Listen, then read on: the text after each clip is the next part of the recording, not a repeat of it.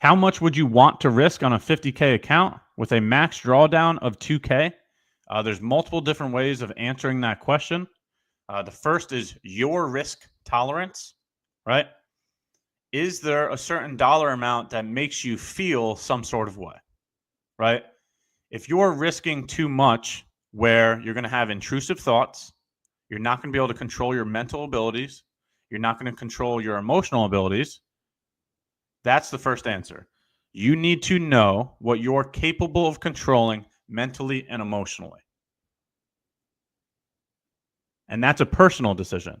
Your risk tolerance is going to be different than my risk tolerance. So, first, understand thyself, look inward to get that answer. The second question is in terms of your data. Okay. For example, if you've collected a year's worth of data and you see that your worst losing streak was a 6-loss streak or a 7-loss streak, then in my opinion, you should give yourself enough room to endure that losing streak, right? So if you have 2K worth of drawdown, if you were to risk $200 per trade, that means you have at least 10 attempts. You have to get it wrong 10 times in a row at the start to fail that challenge.